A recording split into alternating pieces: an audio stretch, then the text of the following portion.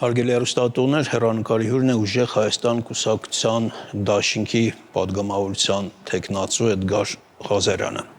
Բարև ձեզ, պարոն Ղազարյան, շնորհակալություն մեզ հյուրընկալվելու համար։ Շնորհակալ եմ հրավերի համար։ Մոտենում է ավարտին քարոզը, ինչպես է այն ընթանում։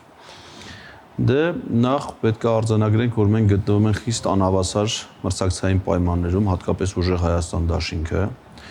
Գլխավոր անհավասար պայմանը մեզ համար այն է, որ դաշինքի առաջնորդը զրկված է քարոզարշավին լիարժեք մասնակցելու հնարավորությունից եւ ստիպված է միայն իր տան դռները բացել քաղաքացիների առաջ, որպեսզի գոնե այդ ձևով գոնե փոքր թվով մարդկանց հետ այնուամենայնիվ կարողանա շփվել, լսել նրանց կարծիքը, ներկայացնել անձամիր ծրագրերը կամ ստիպված հանդերձ գալ հեռուստաուղերձներով մեր հանրահավաքների ժամանակ։ Սա ամեն այնտեղ ստացվում է, չէ՞, ժամանակակից միջոցները։ Կարող է հակառակը, ասենք ինքը լիներ ազատության մեջ գնար հանդիպումների, ընդհանրենք Նիկոլ Փաշինյանը լիներ կալանքի տակ եւ այդ ձևով վարեր իր քարոզարշավը, բայց այդ արհեստական խոչընդոտ ապօրինի ձևով ստեղծված է Սամվել Կարապետյանի համար, երևի հասկանալով թե ինչ է նշանակում Սամվել Կարապետյանի մասնակցությամբ հավաքները Հայաստանի տարբեր քաղաքներում։ Մյուս անհավասար միջավայրը դա մեր թիմակիցների նկատմամբ իրականացվող իրավական հետապնդումներն են, որոնք հասել են նաև պատգամավորության տեխնացուներին, չասեմ գրասենյակներ, կանոնավոր կերպով ոնց որ մեր քարոզչական հանդիպումներն են, նրանցել քննչական կոմիտեի հակակոռուպցիոն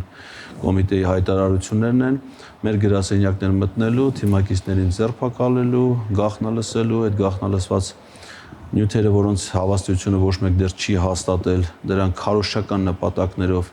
մանիպուլատիվ կերպով ներկայացնելու իմաստով, այսինքն դրանք նաև խոչընդոտում են մեր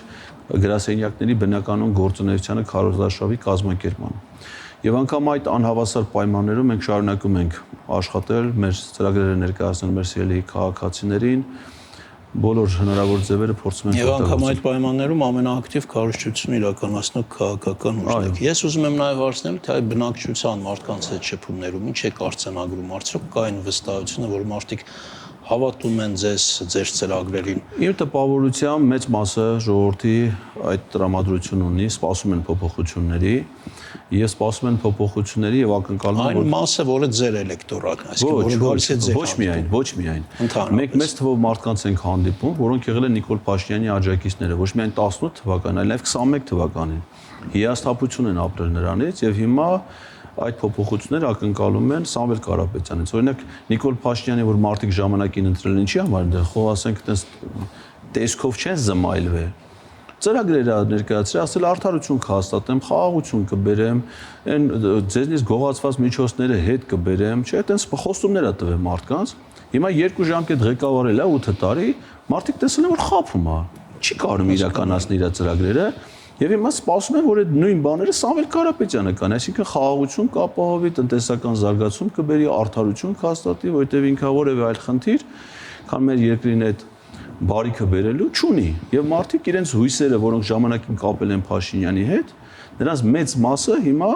աջակցում է ուժեղ Հայաստան դար մանավանդ որ իր պարագայում չկա այդ ներկայի նախկինի հետ կեղծ մցված օրակարգը, այսինքն ոչ մեկ չի կարող էլի Սամվել Կարապետյանը։ Պարոն Ղազարյան, տեսեք, առասարակ հիասթափությունը ոնց որ ընտրություններին հաջորդող երևույթ է, դա համատարած է, եթե մի քիչ հետ գնանք բոլոր մեր իշխանությունների պաշտոնավարման օրոք այդ հիասթափությունը նաև տեսել ենք մենք հետո։ Հիմա որտեղից այն երաշխիքը, որ մի քանի տարի հետո նույն հիասթափությունը Սամվել Կարապետյանի հանդեպ եւ նրա ղեկավարած քաղաքական ուժի հանդեպ չի անհատի առանձնահատկությունը հենց դրանում է։ Բոլորն է որպես անհատ են եկել։ Ձեր ամեն մեկը իր առանձնահատկությունը, հիմա ասենք օրինակ որևէ ձևով չեք կարող Նիկոլ Փաշինյանին համեմատեք Սամվել Կարապետյանին։ Սամվել Կարապետյանը որևէ պետական պաշտոն չզբաղեցնելով, ծնողներից մեծ նյութական ժառանգություն չստանալով, հասարակ ուսուցչի ընտանիքում, հեռավոր մի գյուղում ծնված մարդ կարողացել է սեփական ուժերով, սեփական ջանքերով, տարբեր երկրներում, տարբեր մշակութային, քաղաքական, տնտեսական միջավայրում հաջողություններ ունենալ։ Դա սովորական մարդը խոտեսբան չի կարողանա։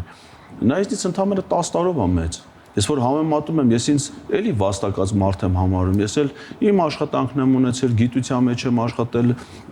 մասնավոր ոլորտում, պետական ոլորտում հպարտանում եմ, բայց ասենք կարամ ես համեմատեմ իմ հարացածները։ Նշանակում է մենք բացառիկ մարդու հետ գործ ունենք, բացառիկ ունակություններով օժտված մարդու հետ գործ ունենք։ Եվ մարդկանց վստահությունը նրա նկատմամբ մեզ դրանից է գալի։ Ասենք ես էլ կարամ, չէ՞, հիմա ենթադրենք առանձին քաղաքական ուժ ունենայի, մասնակցեի, ասեի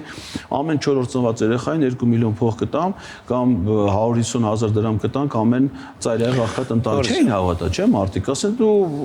ըլմատ քո գլխի ճարը տես նոր ուրիշների մասին։ Իսկ մարդը երբ որ ինքը կարողացել է այդ հաջողությունները ստեղծել, մարդիկ հավատում են, որ այն ինչ որ ինքը ասում է, դա իրականություն է դառնալու։ Բնականաբար հիասթափության առիթ ոչ ոք չի ունենալու։ Եկեք խոսենք նաև ձեր քաղաքական ուժի դիրքորոշումների եւ ծրագրերի դրույթների մասին։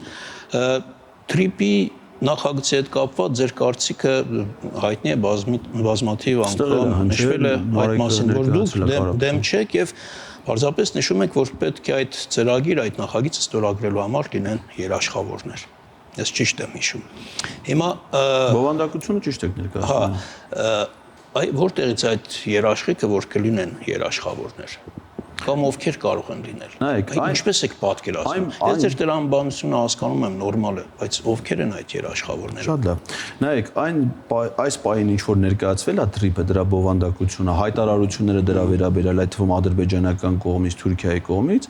դա առայժմ միայն Ադրբեջանի հիմնական մասը Նախիջևանին կապող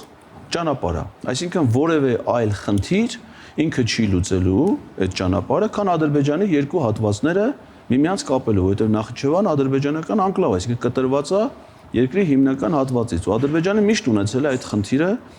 ապահովելու այդ կապը։ Հիմա մեզ համար դες խնդիր չկա, մենք չենք ուզում, մեր համար մենք նպատակ չունենք, որ այնպիսի միջավայր ստեղծենք, որ Ադրբեջանի երկու հատվածները կապվեն իրար Հայաստանի տարածքով։ Այլ բան է, եթե դա լինի միջազգային տրանսպորտային հանգույց, որ դրանով իրականացվեն կանոնավոր միջազգային բեռնափոխադրումներ տարբեր երկրների համար, այդ թվում հայկական բեռների համար։ Իսկ եթե տարբեր երկրներ պետքա օգտվեն դրանից եւ պետքա դա այդ օգուտ բերի մեր երկրին, բոլոր այն երկրները, ովքեր հետաքրքրություն ունեն ընդեղով բեռնափոխադրում անելու, մասնակից լինելու, իրենք նաեւ պետքա իրենց երաշխիքները տան, որ դա ծառայելու է այդ նպատակին, ծառայելու է նաեւ իրենց երկրների։ Եթե դա Չինաստանն է, ուրեմն Չինաստանը, եթե դա Իրանն է, ուրեմն Իրանը, Ռուսաստանն է, ուրեմն Ռուսաստանը։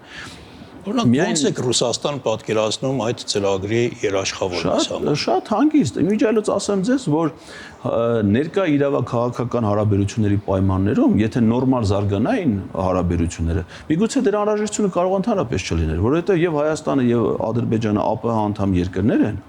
եւ արդեն գոյություն ունեն ստորագրված, վավերացված գործի մեջ մտած համաձայնագրեր ԱՊՀ շրջանակներում, որով օրինակ ԱՊՀ երկրների քաղաքացիները ազատված են մուտքի արտոնագրից։ Հիմա ասենք թե ադրբեջանցիները երբեմն գալի Հայաստան եկել են, չէ՞, իշխանությունները կազմակերպում էին այդ քաղաքասարակություն կոչում։ Նրանք առանձին վիզա չեն ստացել Հայաստան։ Այլ այնտեղ են գնացել։ Հայաստանից էլ սկսել են այդ 300,000 ադրբեջանցիներին բերելու նախապատրաստական գործընթաց։ Չէ, մենք այդ թեման չենք։ Չէ, հայերեն են գնացել փորձագիտական եմ հասկացել, որ սկսել է դրա նախապատրաստական։ Հիմա այն 20 հոգի ադրբեջանցիները, որ եկել են Հայաստան, նրանք վիզա չեն ստացել։ Ինչի համար, որովհետև ԱՊՀ անդամ երկու երկրների քաղաքացիներ են։ Նույնը մեր չասածը Հայաստանի իրանց կողմնակիցները, որ գնացել են։ Լավ։ Հիմա նույն հարաբերությունները վերաբերում են նաև տրանսպորտային հաղորդակցությանը, բեռնափոխադրումներին, ԱՊՀ անդամ երկրներում դա կարող ազատ լինի։ Ադրբեջանը հիմա ինչի է այդ ԱՊՀ կարգավորումներից դուրս առանձին թրիփ առաջարկի, որովհետև ԱՊՀ-ի կարգավորումների պարագայում նույն պայմաններով ինքը պիտի իր տարածքը տրամադրեր Հայաստանի համար, չէ՞ որ Հայաստանի քաղաքացին, վարորդը իր վարած հայկական տրանսպորտային միջոցով մեքենայով բեռ տաներ Ադրբեջանի տարածքով, ընդհանրենք Ռուսաստան։ Բայց նրանք առանձին թրիփ են առաջադրում, որպեսզի դա չլինի, հատուկ իրանց համար կարգավորում լինի։ Հիմա մենք ասում ենք, որ ոչ, եթե մենք ԱՊՀ անդամ երկրներ ենք, այդ թվում Հայաստանը, Ադրբեջանը, Ռուսաստանը եւ ԱՊՀ մյուս անդամ երկրները, Ղազախստանը, որոնք իդեպ թվարկածիցս նաեւ ԵԱՏՄ անդամ երկրներ են։ Ուրեմն նրանք նաեւ կարող են ներգրավվածություն ունենալ որպես երաշխավոր թրիփի համար, այսինքն բերել թրիփը այն միջազգային հարաբերությունների մակարդակին, որոնք կան առհասարակ միջազգային իրավակարգավորման դաշտում, այլ ոչ թե միայն Ադրբեջանի համար կամ Թուրքիայի համար տարածք տրամադրել իրենց գործունեությանը։ Ռուսաստան դաշնությունը աջակցում է ձեր քաղաքական ուժին։ Ոչ, ոնց կարող աջակցի։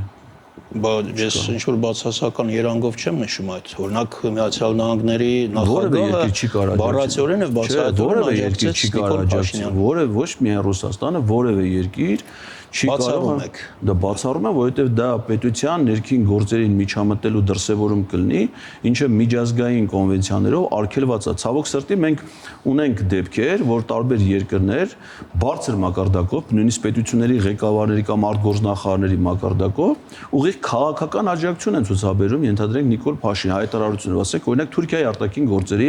նախարարը, ԱՄՆ նախագահը եւ փոխնախագահը,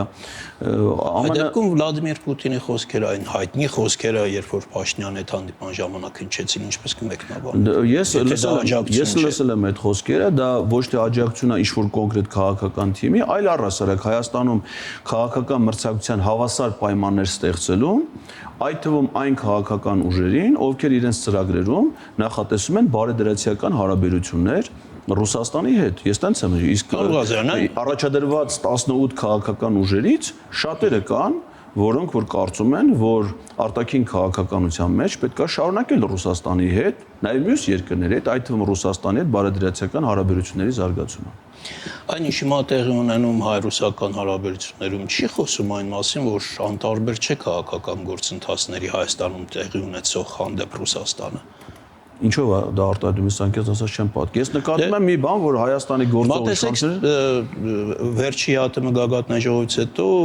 ասում են թե կողմնորոշվեք, հանրակրվե արեք, դուք դեպի ՀԱՏՄ եք գնում, թե Եվրամիություն եք գնում։ Բայց ինչու հենց հիմա այդպես հենց այս նախընտրական շրջանում, որովհետև հասկանալի է, որ եթե Հայաստանը անգամ ԵՄ է գնում, դա տարիների, տասնյակ տարիների խնդիր է։ Չէ, մի րոպե։ Ինչու են գործընթացներ, չէ, որովհետև ես անկեղծ ասած այնտեղ խնդիր չեմ տեսնում, որովհետև տրամաբանական զարգացումներ կա։ Հայաստանի խորհրդարանը, որը միայն քաղաքացիական պայմանագիր կուսակցության կողմից, այլ խմբակցություններ կամ դեմ են եղել կամ չեն քվեարկել, մյուս երկուսը ընդունել են այդ մի նախադասությանոց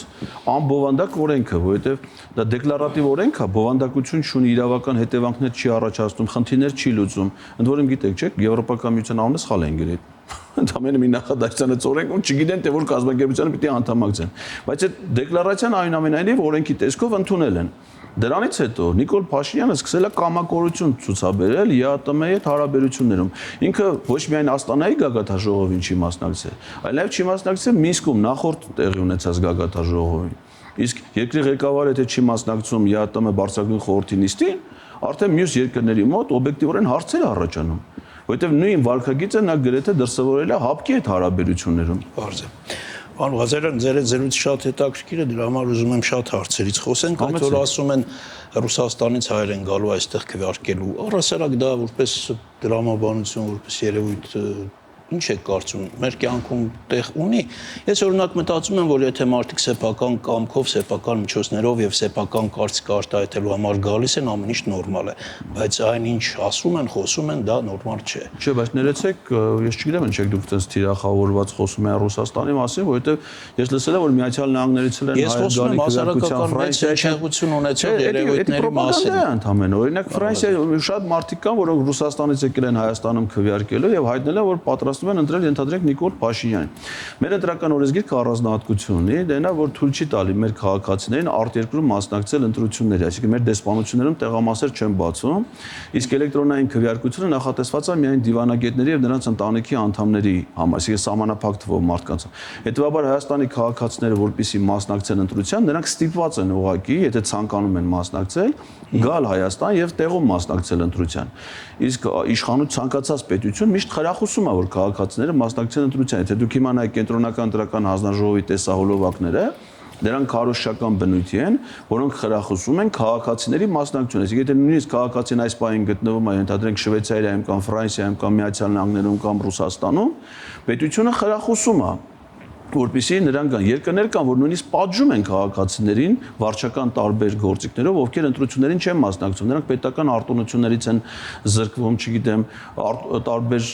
նպաստներից են զրկվում եւ այլն։ Պետություններ կան, որոնք խրախուսում են։ Հիմա մեր պետությունը, որպես օրենսդրական մակարդակով, խրախուսում է քաղաքացիների մասնակցությունը, եւ եթե կան քաղաքացիներ, այդ թվում Ռուսաստանում բնակվող մեր հայրենակիցներ, ովքեր եկել են եւ պատրաստվում են գալ Հայաստանում ընտրություններում, դա պետք է անցնել բացառությամբ Ես լիովին կիսում եմ ձեր։ Եթե որևէ մեկի կամքի վրա բռնություն է գործադրում, մարդիկ դիմում են իրավապահ մարմիններին եւ որ մարդիկ ուղղորդված են գալիս ընտրելու։ Այդ դեպքերը դրանք բացահայտման ենթակա են։ Իդեպ հակակոռուպցիոն նոր բացահայտումներ էր արել, ինչ որ աղմկահարույց բացահայտումների մասն է խոստացել, օրերի ընթացքում դա կերևա, բայց գոնե հիմա կա 70 վարույթ 110 ձերբակալված Դրանք վերաբերվեք ոչ թե վարույթի, այլ 70 քաղաքական հետապնդումների, որոնք թիրախավորված կերպով իրականացում են բացառապես ուժեղ Հայաստան Դաշինքի եւ դրա ներկայացուցիչների դեմ։ Իդեպ ասեմ, հակակոռուպցիոն կոմիտեի ղեկավարը մայիսի 28-ին նախագահի կողմից վարչապետի առաջարկությամբ գեներալի կոչում ստացել, դա էլ որպես իր 70-ի գնահատական։ Լավ, հասկացա։ Ծրագրերից էլ մի փոքր խոսենք, դեղերը էժանացնել 20%-ով կարող եք այդ նույն դրամաբանությամբ, նույն բանաձևով հացը, ալյուրը, ձեթը, շաքարավազը էլի 20%-ով էժան։ Եթե կարող եք շուկայի վրա հասնել։ Մենք նման ծրագրեր չունենք, որպեսզի այլ ապրանքների գներ էժանացնենք բացի դեղորայքից, նկատի ունենալով, որ դեղորայքի սպառողները առավելապես նրանք բարձր տարիքի եւ սոցիալապես անապահով մարդիկ են, իսկ դա մեր ընդհանուր աղքատության հաղթահարման ծրագրի մի մասն է կազմում, որովհետեւ Սամվել Կարապետյանը առաջարկում է ստեղծել աղքատության հաղթահարման հիմնադրամ, որից մի մասը պետք է միջոցներ հատկացնի պետությունը, առավել մեծ մասը Հայաստանում եւ արտերկրում ապրող եւ հաջողության հասած հայերը, եւ այդ միջոցներով ամսական 150,000 կտրամադրվի նախ ծայրահեղ աղքատ ընտանիքներին, որպեսզի 3-4 մինչեւ 6 ամսվա ընթացքում ծայրահեղ աղքատությունը վերանա, դրանից հետո նաեւ կիրականացվեն քայլեր այդ աշխատատեղեր ստեղծելու միջոցով եւ այլն, որպեսզի մարդիկ իրենց վաստակով աղքատությունը հաղթահարեն։ Եվ քանի որ որպես կանոն աղքատության շեմում են գտնվում թոշակառուները, միայնակ ապրող մարդիկ, որոնք հիմա այդ ապահովագրության ծրագրով կարծես թե դեղի հարցի մի մասը։ Մենք դա չենք վերաբերում, ասենք այն բոլոր այն պետական ծրագրերը, որոնք գոյություն ունեն, դրանք շարունակ, օրինակ նայեք, մենք 4-րդ երեխային առաջարկում ենք ընտանիքին տալ 2 միլիոն դրամ, բայց հիմա էլ ընտանիքներում երեխայի ծնվելուց հետո որոշակի ժամանակ անց պետությունը դեռ նպաստներ է տալի ընտանիքին, այսինքն այդ բոլոր արտոնությունները, որոնք հիմա գոյություն ունեն, դրանք պահպանվում են։ Այն ինչ որ մենք ենք ներկայացնում, դրանք նոր հավելյալ արտոնությունների մասին է։ 0% հարկի մասն էլ կասեք փոքր բիզնեսի համար, եթե միտեղ հարկը 0-անում է, մեկ ուրիշ տեղ պետք է բարձրանա, չէ՞, որպեսզի այդ բալանսը մենք ունենանք։ Մենք ոչ միտեղ հարկեր բարձրացնելու մտադրություն չունենք, այստեղ պետության ֆիսկալ քաղաքականությունն է։ Ընդհանուր առմամբ փոքր բիզնեսը, որը հիմա այս իշխանություններով դրանց հարկերը կրկնակի անգամ ավելացվեց շրջանառության հարկի օրենքի փոփոխությամբ, նրանք ֆիսկալ իմաստով վճարում են պետական բյուջեի հարկային եկամուտներին ընդամենը 2-ից 2.7%, այսինքն ֆիսկալ իմաստով այս ռեֆորմը պետությանը չի վնասում։ Իսկ նրանց ձևավորված սեփական եկամուտները նրանք ծախսելու են այլ ոլորտներում, հետեւաբար եկամուտ են առաջացնելու այլ խոշոր բիզնեսում եւ պետությունը կհարկի, այսինքն լայն առումով պետական բյուջեի եկամուտների կորուստ մենք չենք ունենալու։ Շնորհակալ եմ լավ զրույցի համար։ Ես եմ շնորհակալ։ Այսքանը հարգելի հեռուստատողներ, մեր հյուրն էր Ուժեղ Հայաստան կուսակցությունների դաշինքի պատգամավորության թեկնածու Էդգար Ղազարյանը։